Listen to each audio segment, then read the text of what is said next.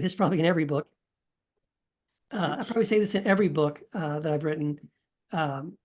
Don't, you know, even if you don't land in the same place that I do, when you, at the end of the book, at least you will understand why I believe what I believe, right? I just want you to think. I just want you to consider some things. And I want to lay some things in front of you and have you think about them. Even if you don't have to agree with me at the end, but at least you will have thought about those things, right? And that's really what I'm hoping for. I'm talking with my friend KEITH GILES, and he's referring to, and I want to repeat his Jesus series that are free on Amazon, an automobile version. The book he's referring to right now is Jesus Unarmed, but each of them is a revolutionary exposure of a Jesus that we haven't been taught in our traditional environment. And speaking of this shooting in Georgia today, if the weapon hadn't been, we don't know how the young boy got the weapon. We have no idea. But the fact is, it was there. Yeah, he's 14, so I'm Yeah. guessing it was a father or a brother or some family member. Yep. I think probably even in Georgia, 14 is too young to go and It purchase is. a weapon. Matter of fact, he can't, according to media, he can't buy a gun, but he can be given a gun. He can own one, but he can't buy it. Yeah, okay. So he could get one for Christmas or his birthday or something. Yeah. Yeah, right. And so yeah, we need to take it to the street. Mm. And it needs, certainly we need law and regulation that would help, but in this case maybe law wouldn't have helped, maybe regulation wouldn't have helped. Right. The ultimate problem is that here's a young man that for some reason decided to kill people. And and I don't know what motivated it. I don't know what happened. I don't know why. Maybe that'll come out, maybe it won't. And they say he's talking to authorities, and maybe they'll get some understanding of it. But literally, God, this isn't just a term, God help us with this situation, because it seems to be beyond our natural ability. And yet we can't put it off on God. It's on us to deal with it. Right. Yes. We've got to own it. Yeah. The world won't change until we change. Right. And so, and this idea of beating our swords into plowshares and studying war no more isn't something that Jesus, according to the scripture, it's not something that Jesus is going to show up one day and force to happen. It's something that we, the followers of the Messiah, the followers of Jesus, it says in Isaiah that when we hear his teachings, we respond. Our decision after we've heard his teaching is to say to ourselves, I will beat my sword, my weapon, into a plowshare, into a pruning hook, into a gardening tool, and I will study war no more. That is an individual decision to do such a thing. And we need to make those decisions individually now. It's not something that's going to happen later. So it could happen now. Even again, if just Christians did it, right? I mentioned this in the book that, the majority of people in America who identify as Christians, they're the ones who primarily are the gun owners. They're primarily the ones who are in the military. There's way more Christians in the military than any other religion. If just followers of Jesus individually decided to listen to the words of Jesus and say to themselves, I will, turn my weapon into a gardening tool and study war no more, we could solve the problem, certainly solve a problem like this that America has today. But we've got a long way to go for Jesus, even in Christian churches, for Jesus to be taken seriously, right? We have people in churches that when they hear the words of Jesus, they say that's woke and, that's weak, or they don't even recognize it. They hear it and they say, oh, this is some kind of progressive liberal talking point. It's like, no, it's the Sermon on the Mount. Maybe we should read it and take it seriously. I would submit to you that the Beatitudes were, in fact, into their culture, woke, progressive, and liberal teachings. I mean, and they still are. You're going to have a tough time convincing me that that God so loved the world isn't pretty socialist. I mean, it Yeah, is not upper and lower class. You know what I'm saying? And that's right. I'm not I'm I was raised a Republican, voted Republican for a long time. A couple of decades ago, Flo, my wife, whose daddy used to get Christmas cards from the Republican National Committee, said, I can't vote, I can't be a member of that party anymore. And I said, you Yeah. can't say that. You're Merle Pierce's daughter. She said, Mm, let's take a look at where we are. And so I'm a registered independent in the state of Kansas, and mhm. I'm going to vote for what's right. What we have seen, and divisiveness and the encouragement of violence from a party that that initiated itself to free slaves, uh, Yeah, is something that needs to be questioned. And I, by the way, would politic vigorously for Harry Truman or Dwight Eisenhower today. I'd be glad to have either sure, one of them. sure. So we need to come back to a middle ground politically. We need to go to the radical edges in our Christianity. Yeah, It's time to go there, and yeah, because he lived on the radical edge. yes, He yeah. was, matter of fact, he was murdered by politics. That's right. He was murdered For, by, yes, yeah, the people in power, in both religious and political power. That's right. yep. Yeah, And Flo and I were talking about conservatism the other day, and it dawned on me. What it really means is people who have a vested interest in nothing changing. exactly.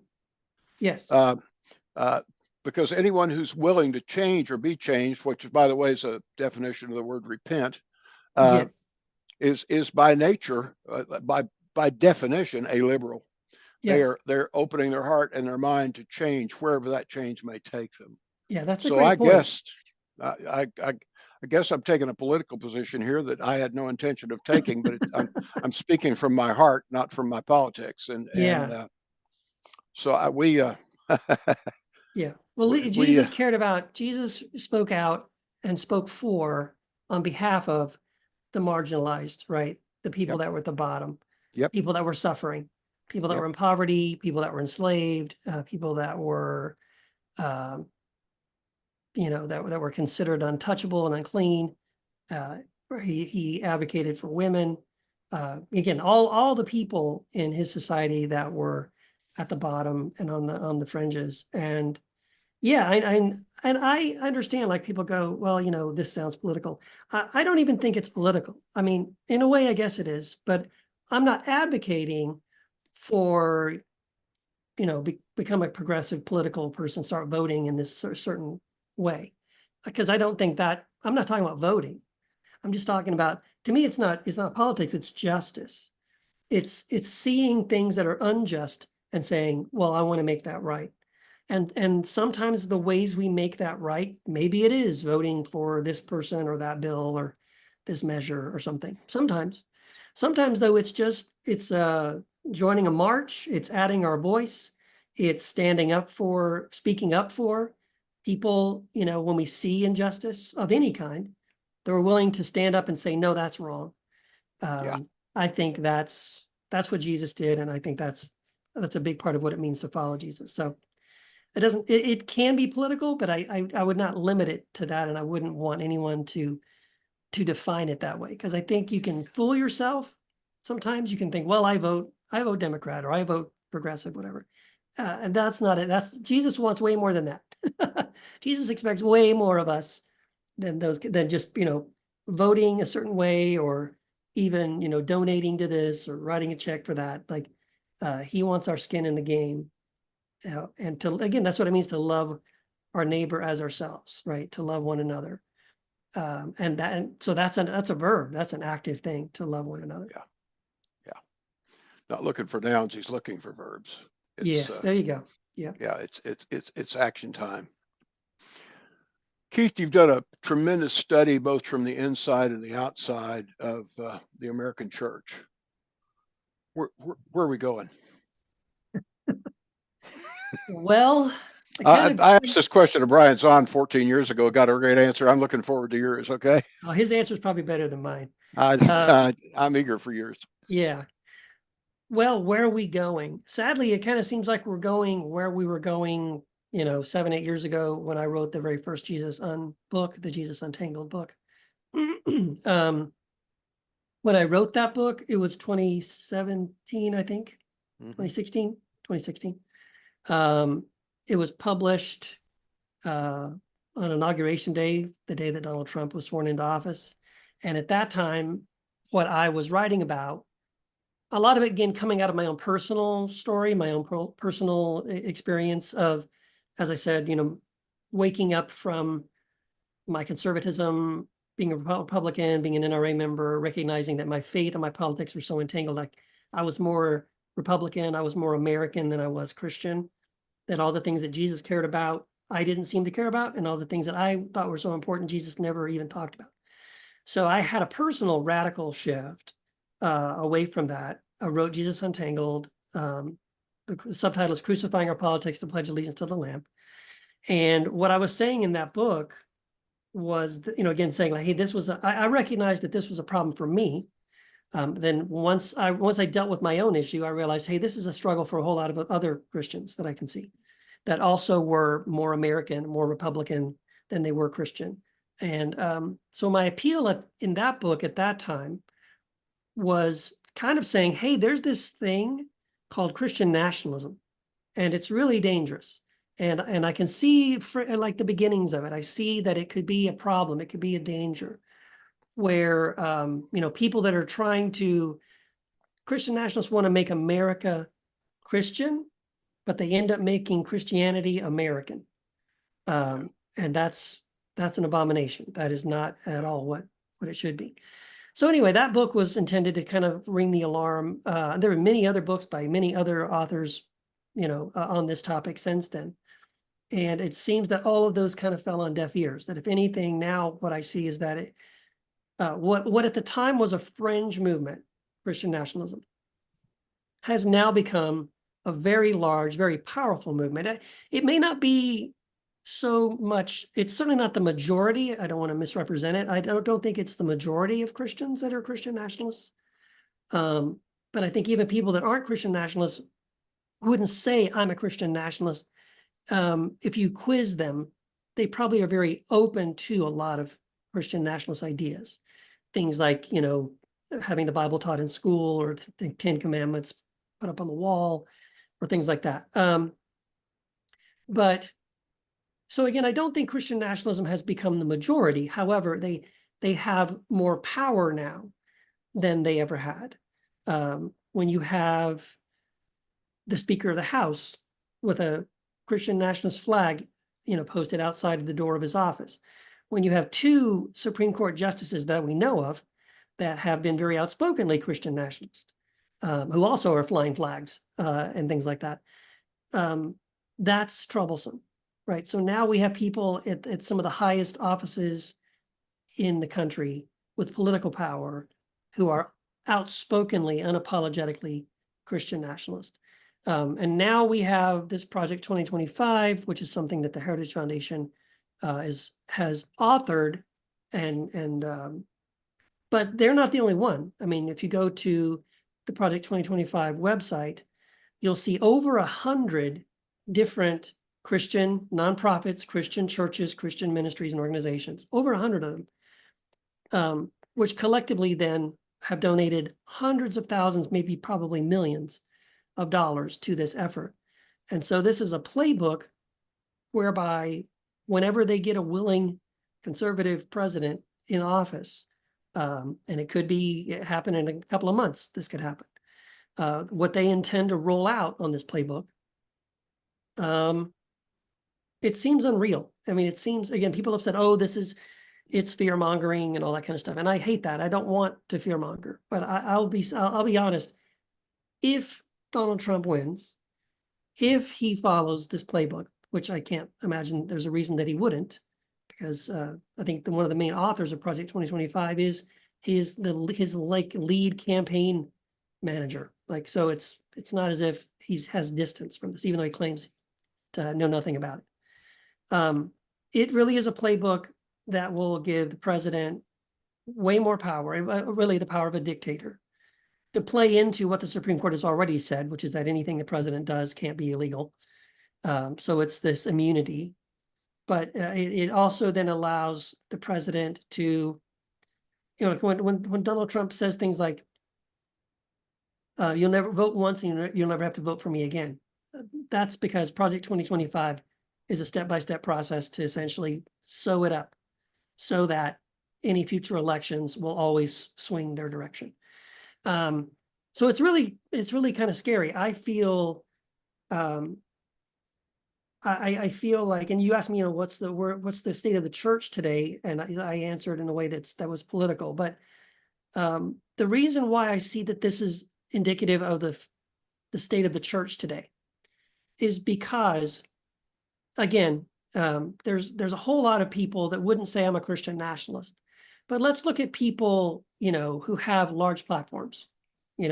I'll say like Alyssa Childers, Sean McDowell, Mike Winger.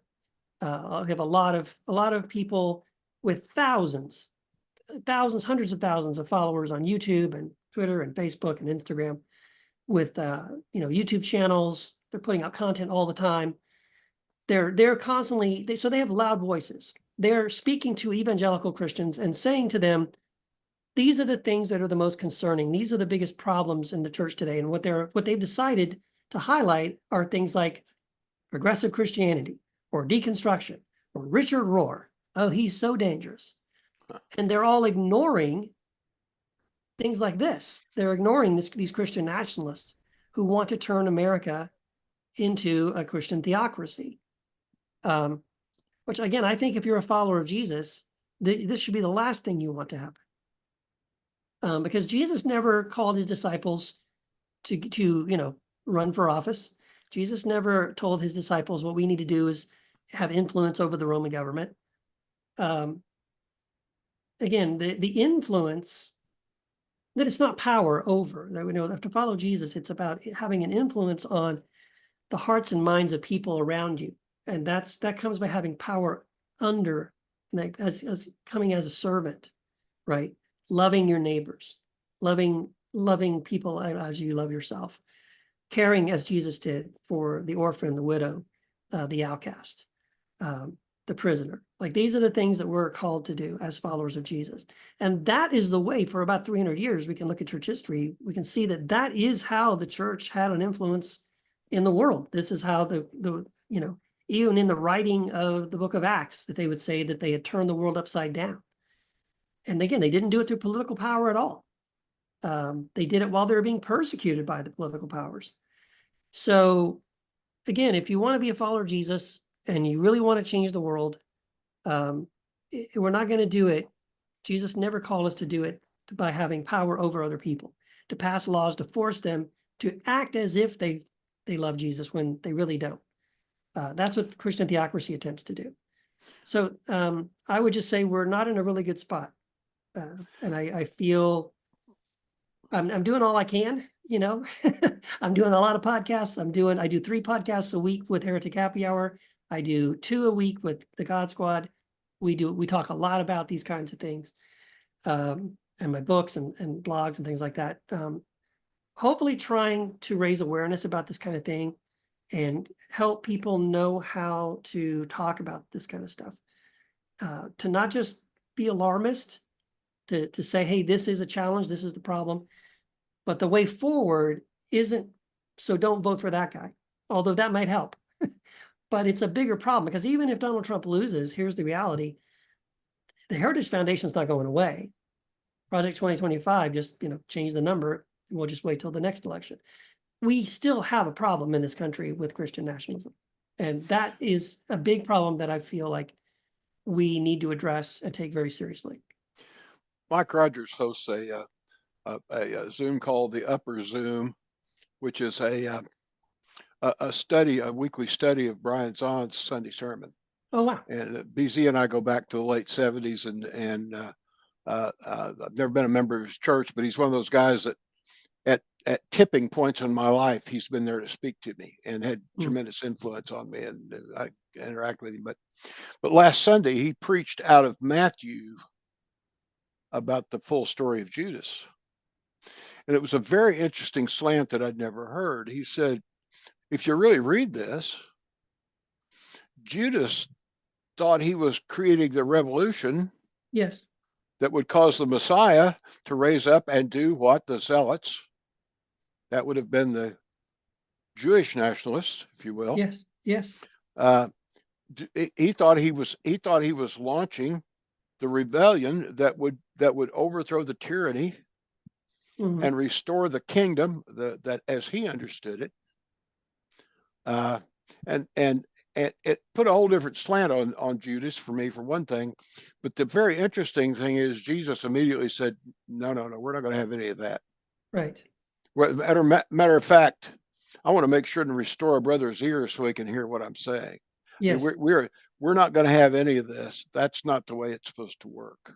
Right. This has been going on for a long time, Keith. I early in my walk, I was a Southern Baptist. Early in my adult part of my walk, I'd walked away as a teenager, but I'd come back in my early 30s, and I remember election night 1980, going to a watch party, cheering for Ronald Reagan, Mhm. and by the way, voting out probably the most Christian president we've ever had, in our lives, and Yes.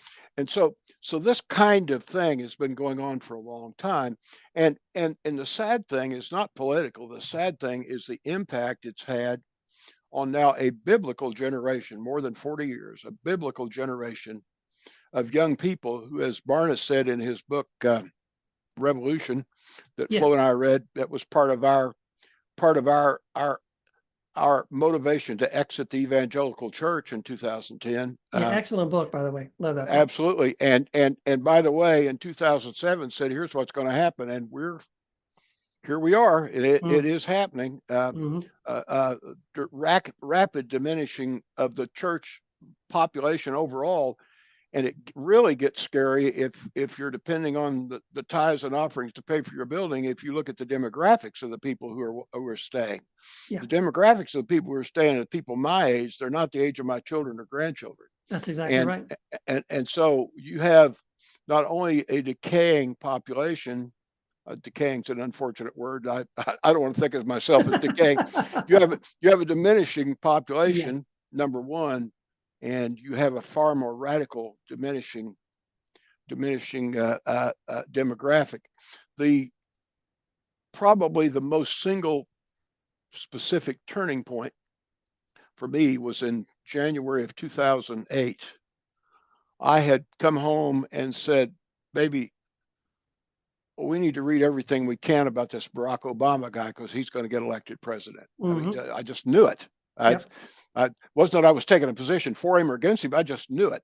Mhm. It's very clear to me. And a few days later, a few evenings later, a very cold night, our son worked in the most popular brew pub in Midtown Kansas City, and we went over on a Friday night for dinner, and the place was packed. We're at the Leaner bar. There wasn't even a table open. We're sitting on stools at the Leaner bar, and a young woman with spiked hair and a lot of tats, wearing a slinky black dress and a drink in one hand, a cigarette in the other, a lot of piercings, came over, and she said, "I understand you're John's folks." And I said, "This is Flo, and I'm Bob. What's your name?" She said, "I'm Cordy." And I said, "Wow, Cordy, where are you from?" And she said, "I'm from Arkansas." And I said, "Wow, your former governor is running for president. Tell me about Mike Huckabee." And she'd about 5 very uncomplimentary minutes, no expletives deleted, on that right wing hypocrite, Yeah. etc. You've heard it. Oh yeah. And when she got done, I quoted a scripture that I don't believe I ever quoted in my life. And by the way, I didn't walk into that place with a Bible under my arm or a gospel tract in my pocket. I went to have dinner, right? Mhm. Uh, I wrote about it once. I said the incense was cigarette smoke, and the worship team was Pandora on the PA.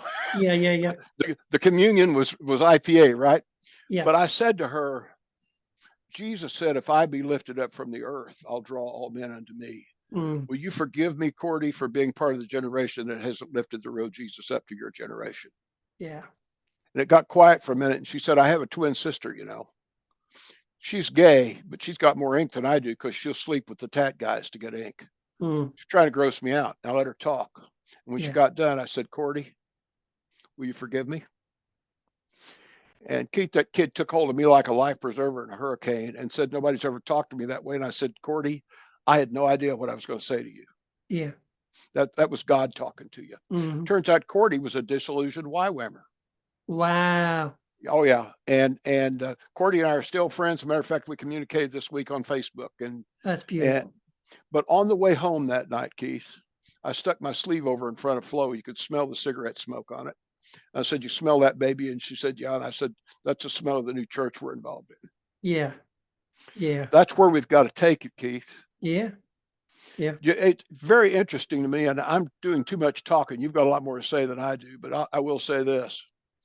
And when the day of Pentecost was finally come, parentheses, when they finally really got the message, you got a mighty rushing wind and tongues of fire. They exited the building. Now, it's a really good idea when you got fire and a lot of wind to get out of the building, right? That's right. You should run. But they never went back. That's right. They took it to the street. Yeah. And they gave the simple street language story of Jesus. Mhm. And 120 turned into 3,000. That's 25 times in one invitation Yes. song. Yes. That's where it happened, and that's where it continued to happen until Yeah. we started putting it back in the building. Yeah, I think that's a good story. And I have a similar story to that one. Was a young woman at a coffee shop, and we were having a meeting. I did a meetup group called Jesus Without Religion or Politics, and a bunch of people came, and we were meeting in the back of this coffee shop. And I didn't know anybody who was coming, so I went up to the register and I told there's almost exactly the same kind of thing: dark hair, tattoos, piercings, Yeah. young girl, beautiful young girl. And I said, hey, we're having this meeting in the back. If somebody comes to the register looking for us, could you tell them we're in the back patio? She goes, yeah, sure. She got a piece of paper. She goes, what's the name of the group? And I said, Jesus Without Religion or Politics. And she stopped and she goes, what? Can you say that again? And I told her, and she goes, what is that? I said, well, it's kind of what it sounds like. It's just people who want Jesus, and they don't want all the politics, and they don't want all the theology and doctrine. They just want Jesus. They just want to talk about Jesus without those things. And I'm telling you, man, she started crying. And she said, I just left my church that I grew up in like 2 months ago, because she said, and these are her words, she said, I got sick and tired of the Fox News sermons every Sunday.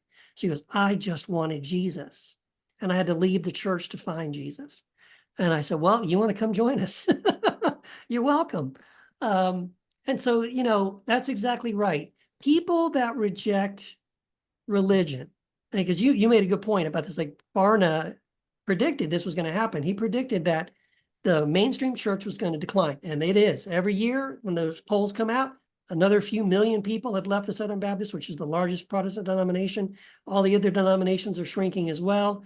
The biggest group of people are the ones that say they are none and done with religion. And so that's right. That's exactly what's happening. But the people that are in that group of saying that they have no religion or they are done with religion, they're not rejecting Jesus. In fact, most of those people that I've talked to that have done that have left because there was no Jesus in the church that they were a part of. Why am I here if Jesus isn't the focus? Why am I a part of this if Jesus isn't, what we're all about, right? Again, we're not about loving our neighbor. We're not about caring for the poor. We're not about, doing the things that Jesus did and told us to do. And in fact said, you'll do even greater than those things. We're doing less. We're doing none, right? We're going negative. And so the people that are rejecting religion, they're rejecting institutional church, they're not rejecting Jesus. And if we could find a way to give them Jesus without politics and without religion, without those things, I'm telling you, that's where people are. And the thing is, they're already there. We might have to find them, or we could create something, right, to say, like I did. I just created this meetup group, Jesus Without Religion or Politics, who wants to come, right? Here's what it is, here's what it's not. What's funny about that group, by the way, when I first created the group, the first group gathering of people that I had the first time I had that meeting, they were all Christians. And that was not what I wanted. I didn't want Christians. I wanted people that weren't Christian.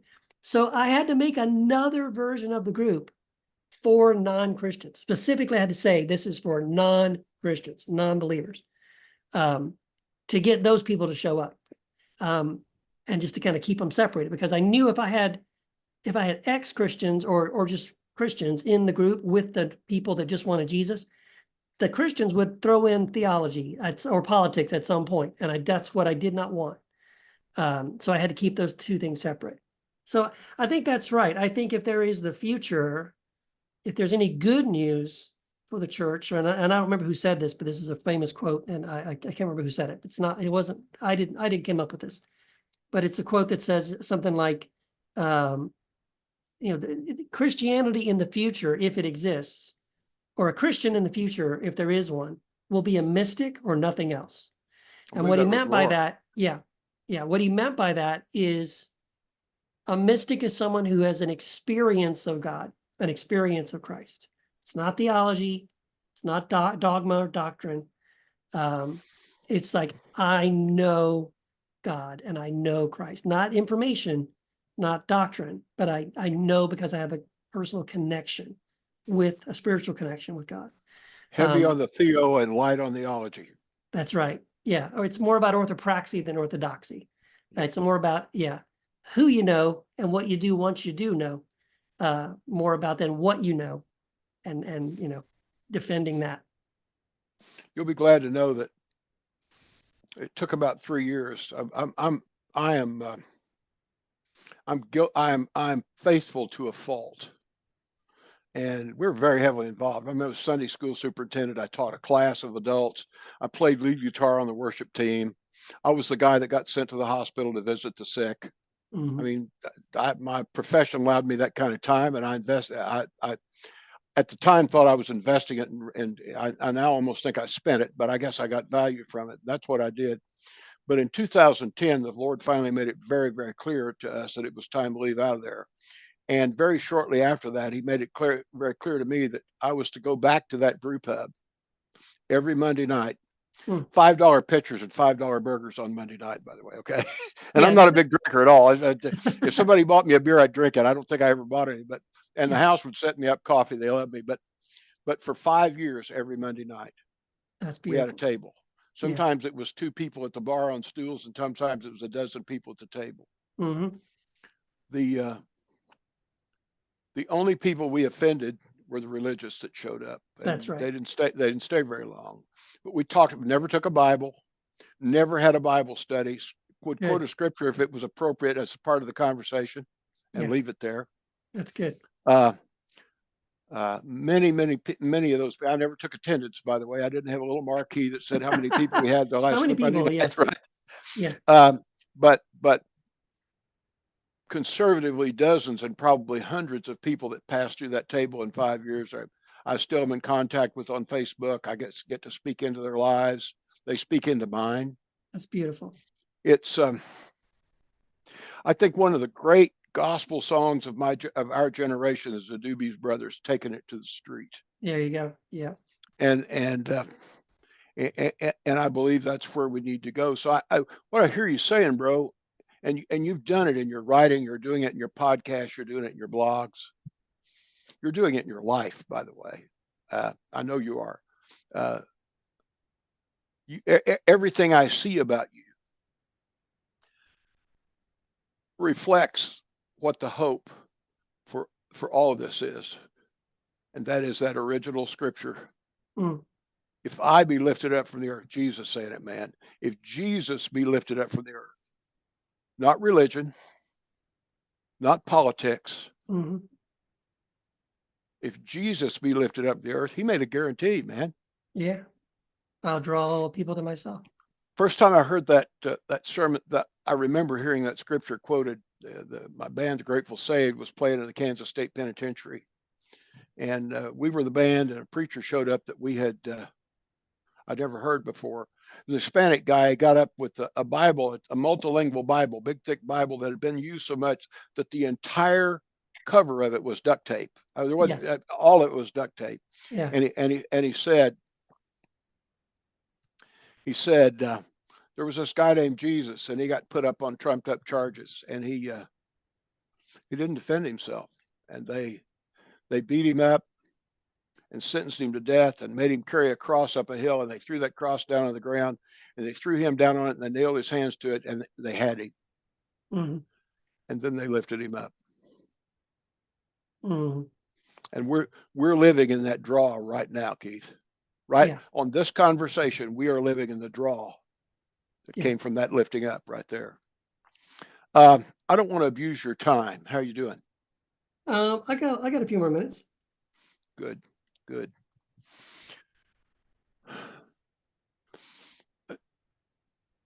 Tell me what you would say to our generation. And I'm older than you. Matter of fact, I'm about 8 months away from running up a mountain and scaring the giants off on the other side, just for the record, okay? But what would you say to our generation who's exactly where you described earlier, where Flo and I are?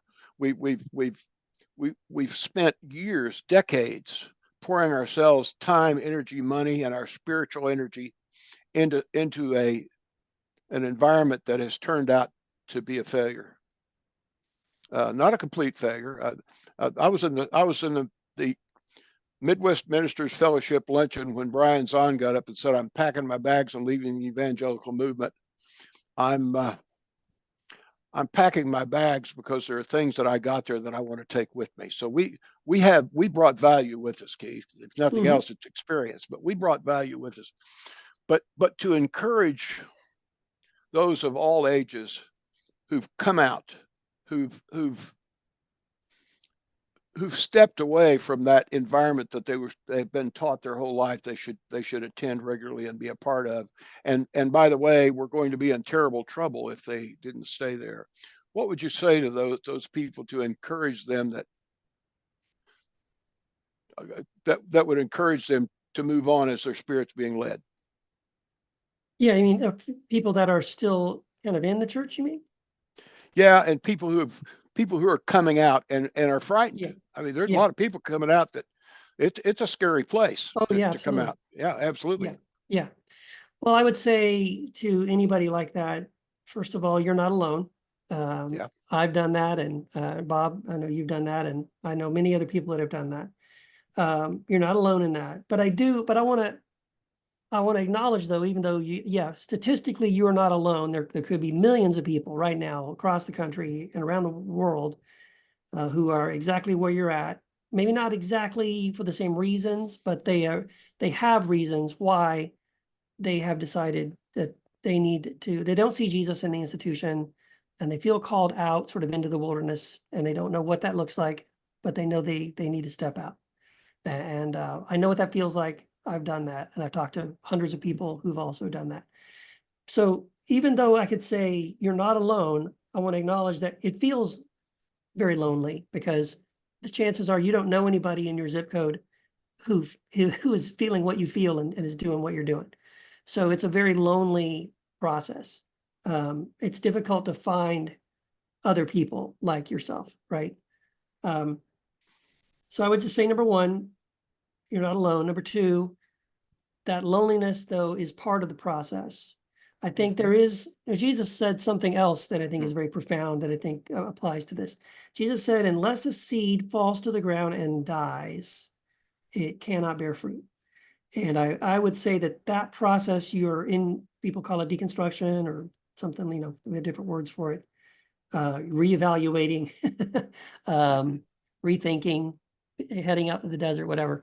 That process feels like dying, and it is. You have to go through a grieving process, a mourning. You have to let some things die. You have to bury some things and leave them there, and don't go back and dig them up again.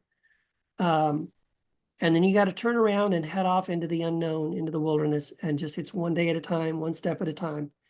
I firmly believe, because I've experienced it in my situation, and again, hundreds of people that I've talked to have told me their stories and have borne out what I'm about to say, that this entire process, this whole process, again, that Barna predicted was going to happen, I believe it is a move of the Holy Spirit. It is a move of God. People have been praying for decades for a great revival to hit this nation. I think this is exactly what this is. It is a revival. It doesn't look the way you thought, But what it is, if you look a little closer, it's a bunch of people who love Jesus, who want to follow Jesus, who are recognizing that the institution they're a part of isn't doing that. And they're saying, I need to get out of here, right? There's another very famous passage in the book of Revelation where the Spirit of God says to the followers of Christ, come out of her, my people. And this is what it is. It's a big coming out of. It's a big stepping away from. There's something that is death and that is dying. And those who want Jesus and want the truth, who want the freshness, the newness, the water of life that Jesus promises, those are the ones stepping away. And if you are feeling that way and you're taking that step, yes, it's scary. Yes, it's painful. Yes, it's lonely, but it's the right way. It's the right direction, and you should keep going. I put together, and I'm not the only one. I'm going to mention some other names too, but I've put together a thing called Square One. I did this about 5 years ago, specifically to help people who find themselves in that place, who feel alone, to provide a community of people. Again, there's over 100 people in this community now called Square One. It's also a course that I put together, an online course, which I'm happy to send out. I'll send you the link and your listeners can enjoy that. I'll make a significant discount on that if anybody is interested. And if even with the discount, you're something like, hey, Keith, I want this and this is what I need, but I can't afford it.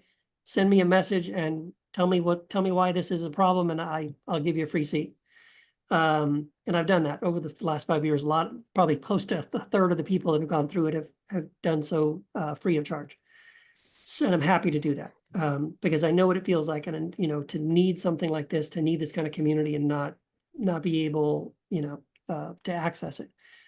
But in that course, what I do in Square One, I walk people through this process of deconstruction into something like reconstruction. But I don't tell you how to do it because it's unique. Every person is unique.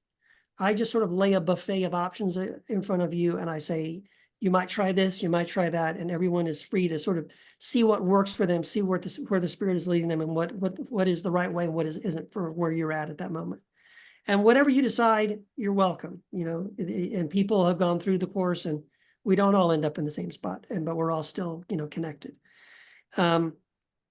And so I recommend that to anybody if they're interested in something like that. I'd be happy to talk to them about to see if that's something that would help them.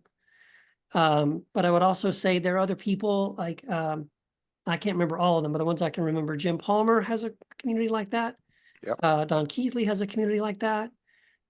Phil Drysdale has an online, it's a website called the Deconstruction Network. You can go in and put in your information. You can find other people.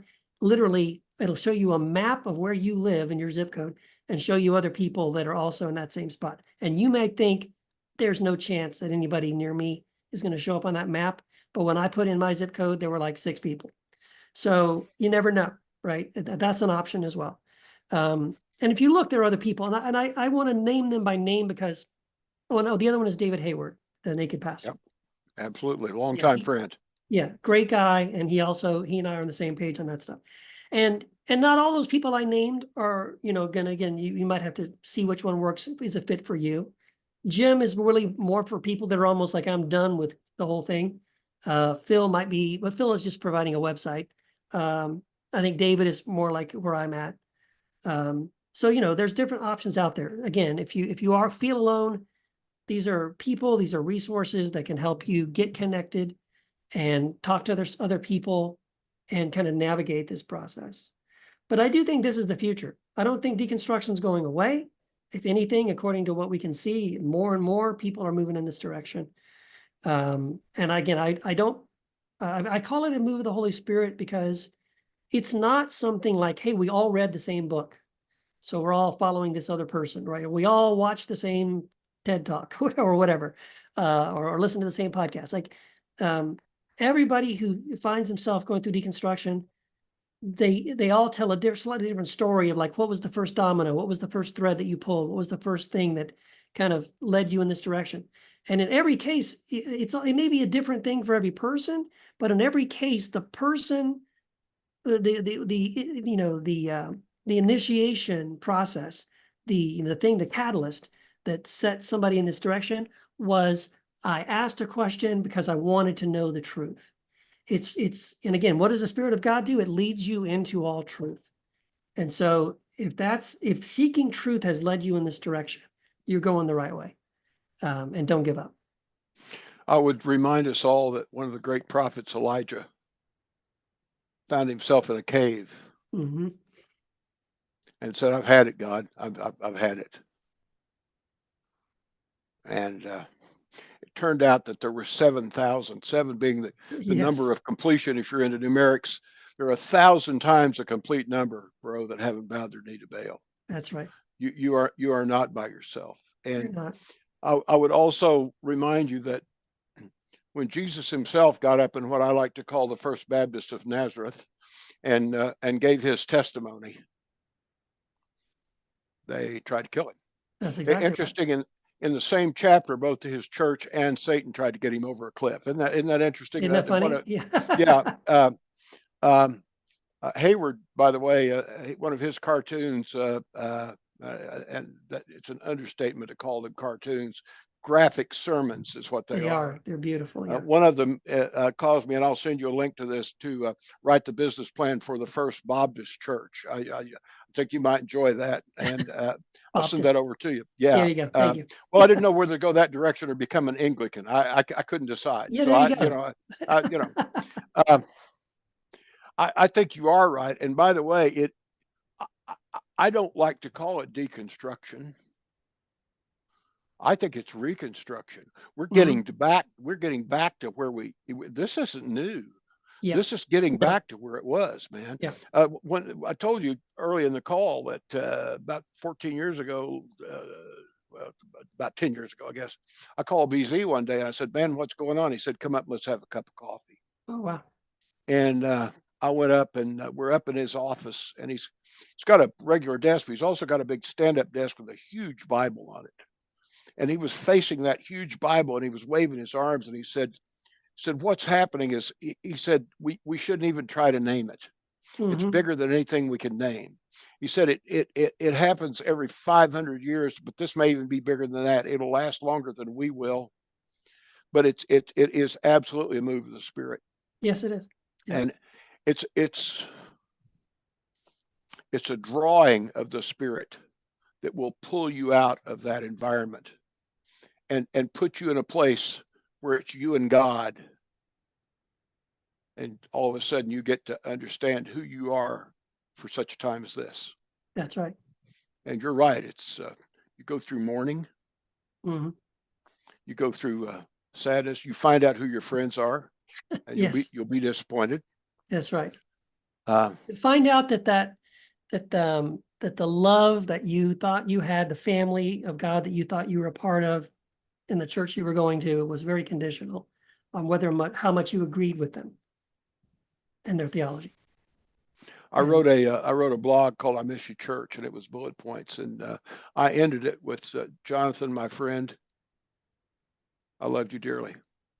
David and Jonathan had the very split we're talking about. Yes. Yeah.